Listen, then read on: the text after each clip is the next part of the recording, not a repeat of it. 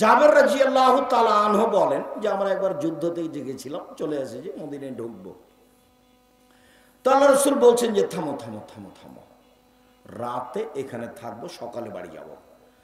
তো আমি জাবের বললাম, আল্লাহ রাসূল আমি তো নতুন বিবাহ করেছি, আমাকে বাড়ি যেতে অনুমতি দেন।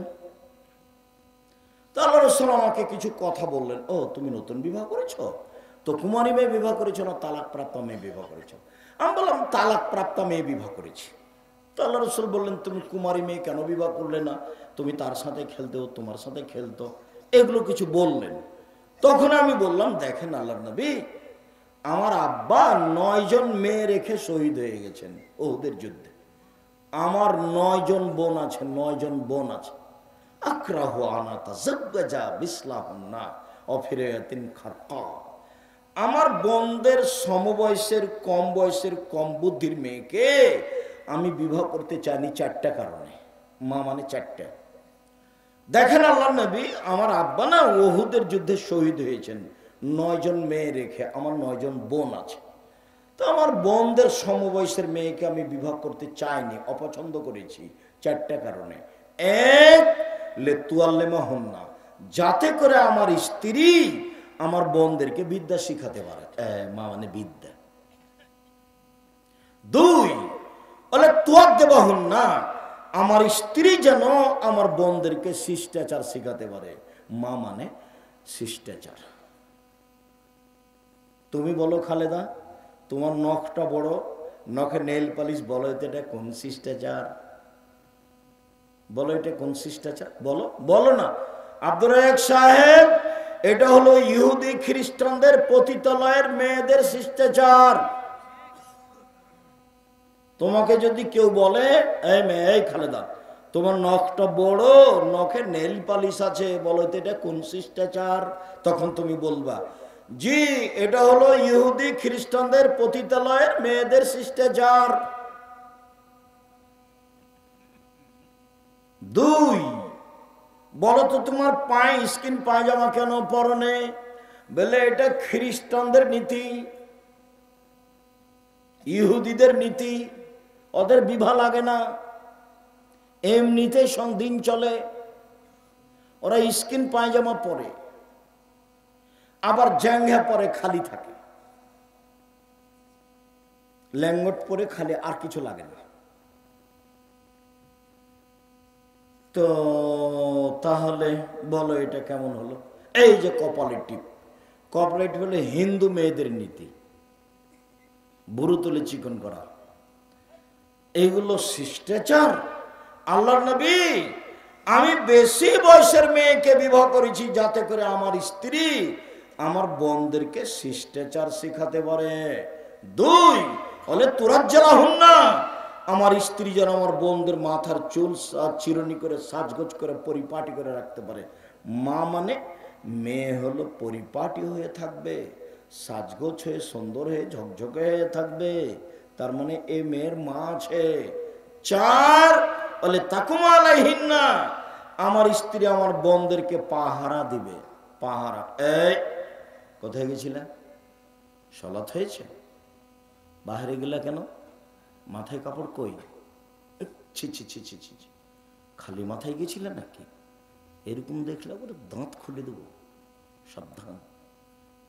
পাহারাদার, আপনাদের এখানে পলাশিতে একটা ফ্যাক্টরি হয়েছে, তো পাহারাদার ঘুমাচ্ছে, এখন মালিক কি করবে? বিদায় করে দিবে, বেতনও দিবে না। আর যদি ভালো হয় তাহলে হলো না রে, এই মাসের বেতন নিয়ে যা। এটা পাহারাদার। আল্লাহর নবী বলছেন যে মা হলো পাহারাদার। আমি কি দিয়ে বুঝাই আপনাকে?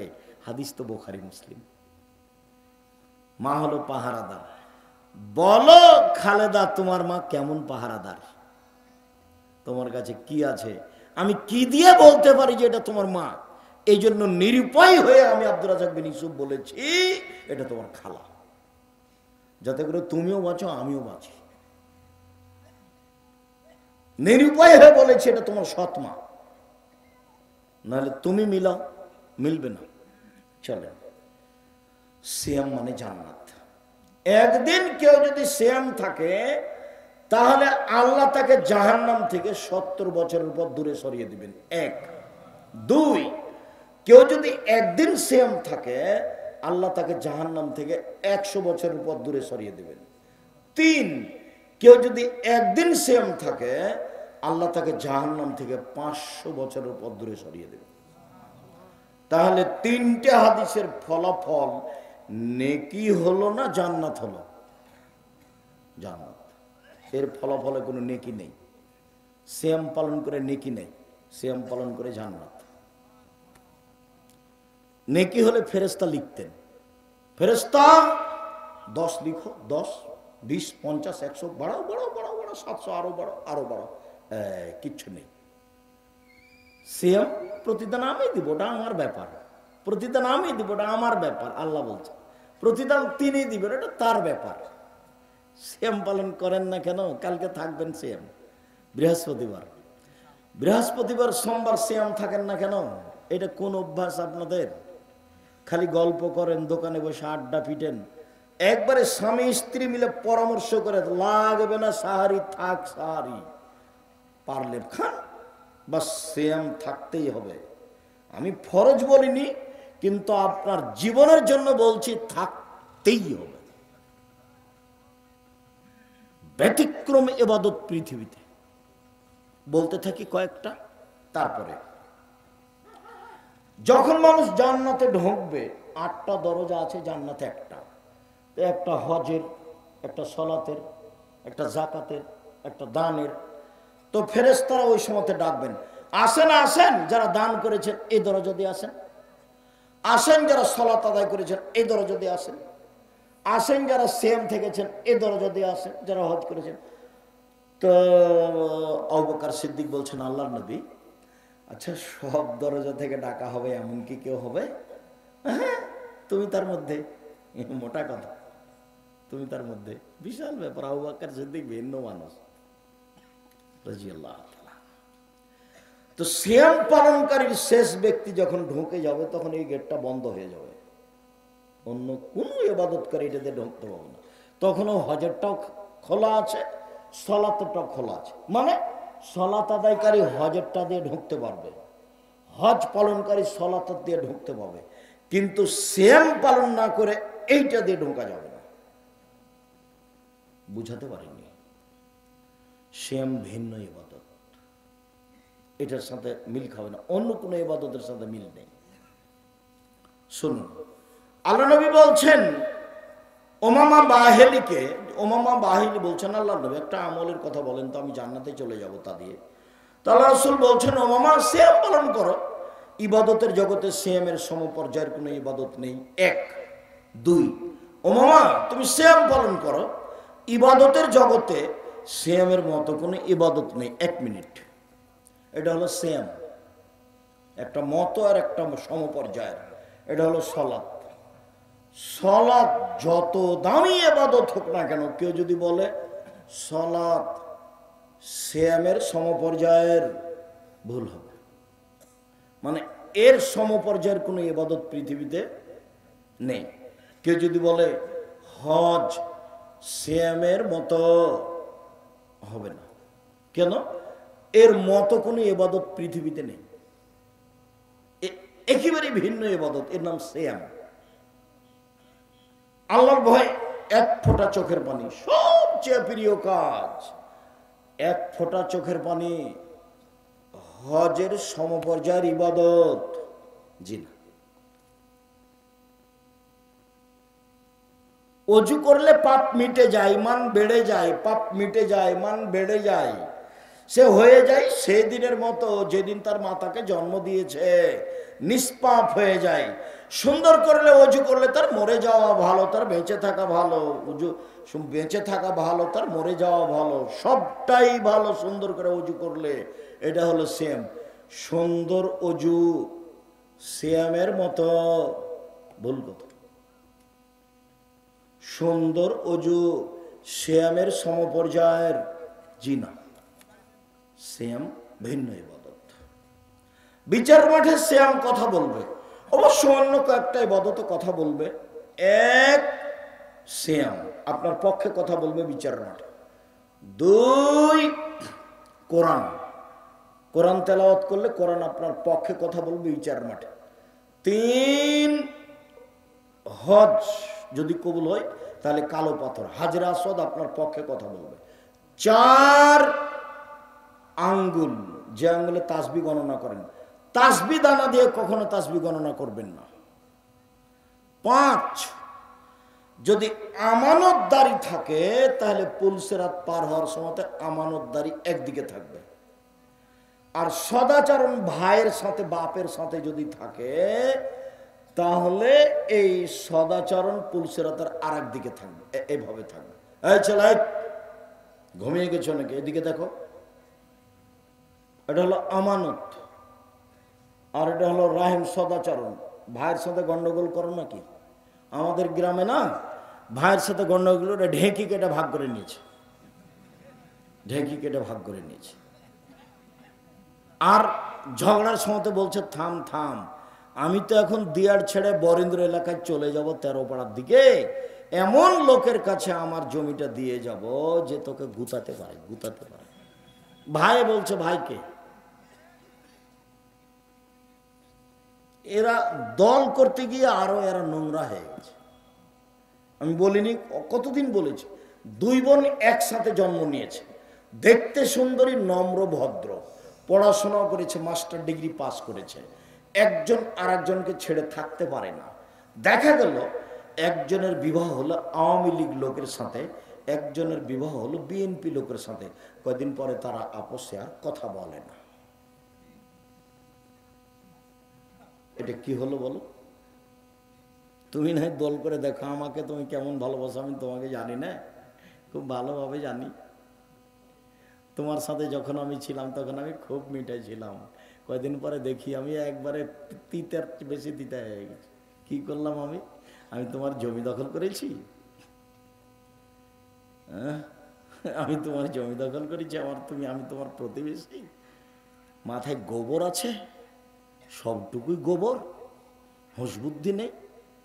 আমি বলেছি যেটা সেটা মানবেন। 1 5 ওয়াক্ত সালাত, 2 হালাল রুজি, 3 কোরআন তেলাওয়াত, 4 আড্ডা পিঠা হারাম, বাস জান্নাত হবে ইনশাআল্লাহ।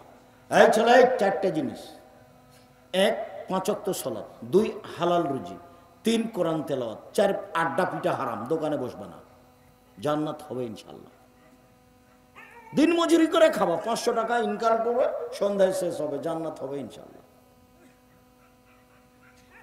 সম্মানিত দিনী ভাই বোন, বলছিলাম সিএমের ব্যাপারে রাসূল সাল্লাল্লাহু আলাইহি ওয়াসাল্লাম বলেন যে আল্লাহ তাআলা বলেন সিয়াম আমার ব্যাপার, প্রতিদান আমি দিব। সিয়াম ভিন্ন ধরনের ইবাদত। একটু নফল সিয়াম বলি। নফল সিয়াম 1 শাবান মাসে 1 থেকে 15 দিন এক টানা। উল্লেখ্য যে মহিলা বৈঠকে চাঁপাইনবাবগঞ্জ, রাজশাহী, নওগাঁ, নাটোর এসব জেলাতে বলেছে বুবু 27শে রজবে রোজা রাখো বুবু, জান্নাত পাবা বুবু। মানে 27শে রজবের যদি আপনি রোজা থাকেন তাহলে খালি জাহান্নামে ঢুকতে বাকি আছেন, খালি মরলেই। কেন? এটা বিদাত, আল্লাহ রাসূলকে অপমান করা হবে, আল্লাহ রাসূলকে অপমান করা হবে, বাঁচার কোনো পথ নেই। খুব খেয়াল করে থাকবেন সম্মানিত দিনী ভাই বোন। আমি ছেলেরা আছে এই এমনিতেই আমরা তো এখনো আপনাদের কাছে যেদিন কাজে মাঠে নামবো, অবশ্য ইট এসেছে, রড এসেছে, আসছে মনে হয়, বালু এসেছে, কাজ শুরু হয়ে গেছে, হয়তো বা বাস্তব শুরু হতে দেখা যাচ্ছে 2-1 দিন। তো সেদিন আপনাদেরকে বলবো সময়ের গতিতে। আজকে বৈঠকি দানে অংশগ্রহণ করবেন সবাই ইনশাআল্লাহ। আমি আপনাদের সাথে থাকছি যেটুকু সম্ভব। ছেলেরা আসলে মানে একজনও ফিরিয়ে দিবেন না, নিজের কাছে না থাকলে আরেকজনের কাছে 10 টাকা নেবেন, 10 টাকা হোক। আর 10 টাকা মানে 10 টাকাই দিতে হবে তা নয়, যাতে করে কিছু হয়, যাতে করে খরচটা আছে 200-500 যা সম্ভব হয়। ছেলেরা আসলে আর একদিকে আমার দিকে চেয়ে থাকবেন, ছেলেরা কেউ আসলে ওকে ফিরিয়ে দিবেন না। এদিকে দেখেন আল্লাহ রাসূল বলছেন আল ইয়াদুল উলিয়া খায়রুম মিন ইয়াদিস সুফলা, দেওয়া হাত ভালো নেওয়া হাতের চেয়ে। সব সময় কোনো দিন ফকিরকে ফিরাবেন না। বাড়ি থেকে বের হলে খুচরা টাকা নিয়ে বের হবেন। সাথে যদি 500 টাকা 1000 টাকা নোট থাকে, তখন ফকির আসলে বলে মাফ করো, তাহলে মাফ করো। এরকম নয়, 5 টাকা 10 টাকা রাখবেন সব সময়, যাতে করে ফকির ফিরে যেতে না পারে। এই যে বৈঠকি দানে আপনাদের কাছে আসবে, যারা মঞ্চে আছি তারা সহ, যারা যেখানে আছি কর্মচারী সহ সব, 10 টাকা হোক, 500 টাকা হোক, 50 টাকা হোক, বৈঠকি দানে অংশগ্রহণ করলে, এই ছেলেরা তোমরা অংশগ্রহণ করবে, তোমরা খালি চুপচাপ থাকো। তোমরা টাকা পয়সা ইনকাম করো কি করো না, খালি আমাকে বলে যে ওরা ইনকাম করে, কি যে করো আল্লাহ ভালো জানে। হতে পারে, আমি তো আর তোমাদের ফাংশন বুঝি না। তোমাদেরকে দেখি যে তোমরা আগ্রহ সহকারে বিভিন্ন জায়গায় যাও। বারাকাল্লাহ, জাযাকুমুল্লাহ খাইর, তাকাব্বাল আল্লাহ। তো সবাই অংশগ্রহণ করবো ইনশাআল্লাহ। তো চলেন, আমরা কোথায় আছি?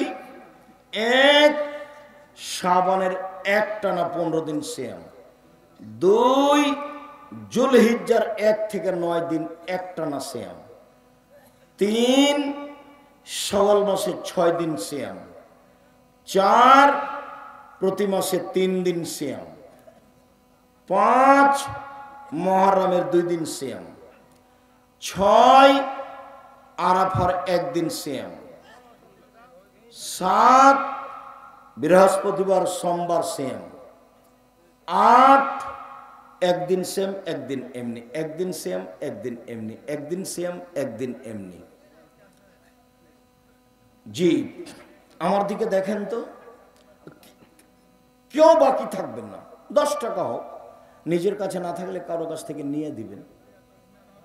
যেই পরিমাণ দিবেন সেই পরিমাণ পূর্ণ হবে, যেই পরিমাণ দিবেন না সেই পরিমাণ ক্ষতি হবে। ও আল্লাহ রসুলের কথা, বুখারী মুসলিম।